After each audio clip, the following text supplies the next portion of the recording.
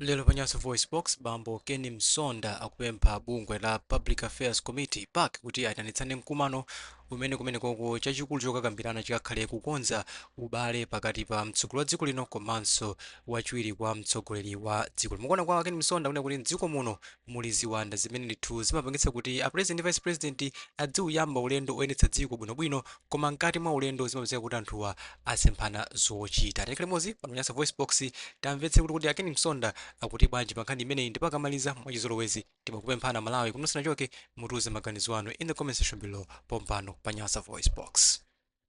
This episode is supported by HireReady, a simple tool that helps job seekers polish resumes, cover letters, LinkedIn bios, and professional emails. Sizingatheke kuti Malemu Bingwa Mutharika akadane ndi Kassim Chilumba. Sizingatheke kuti Joyce Banda akadane ndi Akhumbuka Chali. Ndipo sizingatheke olo pang'ono kuti Malemu Saulos Claus Chilima adane ndi president wawo a Professor Arthur Peter Mutharika temu yoyamba. Sizingatheke kuti achakwera asagwirizane ndi Saulos Chilima. Panonso nzosatheka ndipo nzosamveseseka kuti His Excellency Professor Arthur Peter Mutharika adane ndi mayi Dr. Jane Ansah SC. Chifukwa Vice President amasankhidwa ndi President ngati running mate. Ndito amakhala kuti anthu akudziwana, anthu akukondana, ndi kuti ali nacho chikhulupiriro kuti agwira onse ntchito limodzi bwino. Koma zikuonesa kuti Malawi muno ibwereze kachiwiri. Pali anthu oyipa, pali anthu amene akusokoneza maubale a president ndi vice president wake. Kuti zimene zachitika posachedwa apa kuti ku cabinet vice president alipompo, president watanganidwa ndi zintchito zina sakhalapo. Constitution ili very clear kuti vice president ndi amene amayeneka kuti achite chair cabinet ngati president watanganidwa ndi zintchito zina. Koma zikupeza chisoni kuti zikumveka kuti pamene a president athu His Excellency Professor Arthur Peter Mutharika anali kutanganidwa ndi zintchito zina, cabinet imene kati kumane anachita chair ndi cabinet minister, vice president alipompo.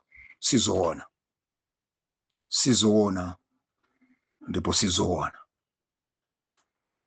Andi enafe timaganiza kuti mene yabweranso kachiwiri DBV popeza ma mistake amene anachita mbuyomu akwadziwa, kusakhala bwino ndi vice president wawo Malemu Saulos Claus Chilima kumpasa treatment yoyipa mpaka na munthu kuyamba chipani ali momo. Kusakhala bwino ndi vice president wawo mayi Dr. Joyce Banda kumpasa treatment yoyipa mpaka munthu kuyamba chipani ali momo. Timaganiza kuti ulendo uno a Professor Arthur Peter Mutharika ndi chipani cha DBV adziwa ma problems awo pamene iwo amala kuisa ndipo achita bwino. Koma zikuoneka kuti palibe kusintha. Ndipo ine ngati atsogo Uncle Kemso Village Headman Katolitoli, I cannot blame the state president, His Excellency Professor Arthur Peter Mutharika. In this situation, ndikuti ziwanda zimene tili nazo mwa andale ena, mwa anthu ena mu Malawi ofuna kusokoneza chibale cha president ndi vice president, naganiza kuti akasokoneza chibalewo iwowo athe kutenga mpando tidakali nacho. Ndipemphe mene napemphera makolo wathu mu uzimu a Public Affairs Committee a PAC kuti pa all inclusive stakeholders conference imene aitanise aikemo mmenemo topic yokuti kodi tingapange chani ngati dziko kuti vice president muno mu dziko ndi president azigwira ntchito bwino asamayambane. Tikemo clause yokuti mu constitution mwathu mwina ndi system yathu sili bwino, mwina ndi constitution yathu sili bwino, imene ena awa aziwandawa amatengerapo mwayi ndi kusokoneza ubale wa president ndi vice president. Ndikupempheni a Public Affairs Committee, a chairperson, a publicity secretary, executive director, pa all stakeholders conference imene muyitanise mutapeza akadaulo amene angazitilangize ngati dziko kuti tingapange bwanji ngati dziko kuti vice president ndi president azigwira bwino ntchito ndipo onse azimaliza ali limodzi temu yawo yoyamba ya 5 years. Ndibwereze nzosamveka chifukwa running mate amene amazikhala vice president amamusankha ndi president yemwe. Ndizimatheka bwanji kuti president watsankha munthu kuti uyakhala running mate wanga akumudziwa ndigwira naye ntchito uyu akumudziwa along the way anthu adana andati bibindeza nyanyatu kwina kunkhasako amati pakati pa asatana awiri palibe wina satana amene amakhala kubwino. Between the two devils there is a better devil. Kwina kubolani chifukwa amatha kukhala temu yoyamba ndikumaliza nkumabwera mwina mavuto utemu achiwiri kapena kumapeto kwa temu yoyamba. Koma awa just 6 months down the line mwayamba kumpanga mistreat vice president sizoona pakati pa Professor Arthur Peter Mutharika ndi Jane Ansah ubale wawo uli bwino. It was Professor Arthur Peter Mutharika amene anatenga Jane Ansah SC kukhala vice president wawo kukhala running mate wawo. Ndelero 6 months down the line sizingatheke kuti anthu awiri wasagwirizane osatheka.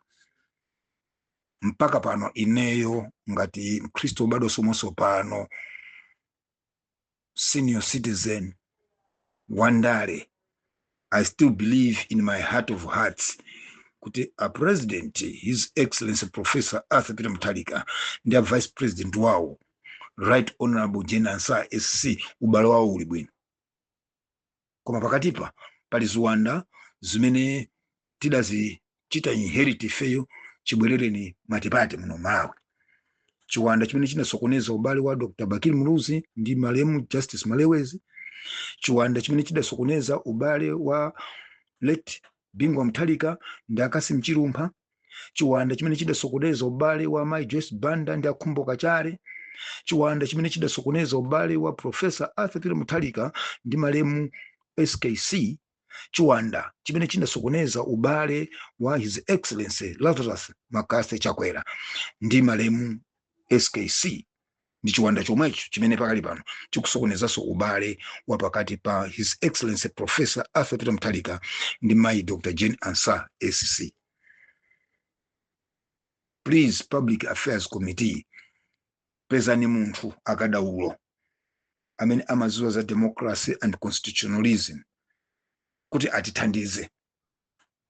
For this time around it's even worse chifukwa a president amene nawo he's a constitutional lawyer, he's a democrat, he's a statesman, amaziwa malamulo. And to make matters even worse, amene amachita chair cabinet meeting yo ngati zilizoona bambo wanga Dr. George Chaponda. He's an international lawyer. He is somebody internationally recognized and respected ngati munthu oziwa malamulo. Bwanji sana kani kuti yayi inda president athu atanganidwa andi zina zochitika tinakakhala nawo koma sana abwere ngati a senior party member komanso a matured person and a professional lawyer amene anali wamkulu pa gulupo anakauza anawa kuti mwadongosolo lake. We have the vice president here. Our president is busy. Kayakuonana ndi madonors, kayakuonana ndi iye na ufunikira.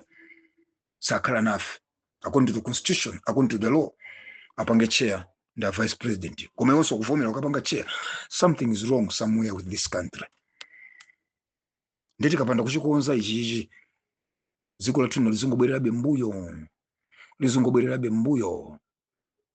Sititukuka. This time and Hawi ndikumalimana ndi zinthu zopanda phindu zimene amene ali kumuzi osauka sizikuapindulira. Musayiwale njovu zikamamenyana umavulala ndi uzu. Ndibwereze makolo athu muzimu a Public Affairs Committee paki pamene mukukonza all stakeholders conference.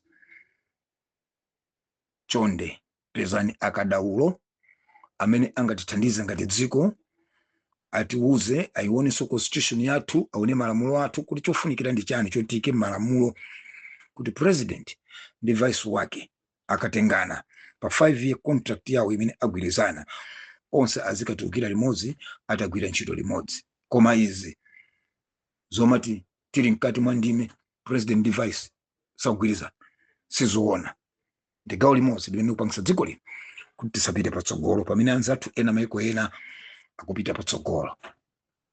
Ndapotanano izi sizitithandiza. Ndine Honorable Kenneth Chitatata kwamba Nandi Katolitoli Msonda village limene Katolitoli, ndipo ndagano nanu uthengawo osatenga tu wachiwiri kwa wachiwiri kwa nenero wa chipani cha Malawi Congress Party, koma ngati Mkhristu wabwada somasopano mulaliki wopembezera senior citizen komanso wandale. Shalom and Emmanuel.